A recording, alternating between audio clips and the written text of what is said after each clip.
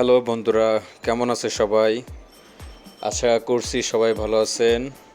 আজকে চলে আসলাম আপনাদের মাঝে আরেকটি নতুন ভিডিও নিয়ে। এই ভিডিওতে আমি দেখাতে চলেছি আজকে থাইল্যান্ডের পাতায়া ওয়ালকিন স্ট্রিটের যে রাত্রেবেলার যে দৃশ্যটা এখানে হয়, এটা আজকে আমি আপনাদেরকে দেখানোর চেষ্টা করব।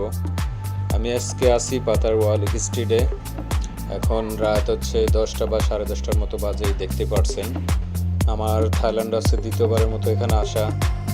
তো মোটামুটি আজকে এখানে আসলাম, প্রথমবার যখন আসছিলাম তখন এখানে অনেকটা ভিড় দেখছিলাম, বাট আজকে এখানে ভিড় অনেকটাই কম তুলনামূলকভাবে। এখানে দোকানদার যারা পরিচিত ছিল ওনাদেরকে জিজ্ঞেস করলাম, ওনারা বললো যে এখন আমাদের থাইল্যান্ডের যে ট্যুরিস্টদের যে সিজনটা এখন এটা স্থগিত আছে, এখন টুকিটাকি ট্যুরিস্ট আসতেছে।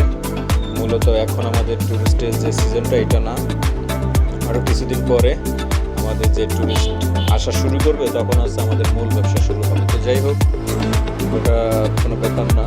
তো আমি দ্বিতীয়বারের মতো এখানে আসলাম। তো মোটামুটি থাইল্যান্ড আসলে ভালোই লাগে। টুরিস্ট কান্ট্রি, বিভিন্ন দেশের লোক থাকে, বিভিন্ন দেশের মানুষ থাকে, দেখতে ভালোই লাগে। এক একটা দেশের মানুষ এক এক রকম।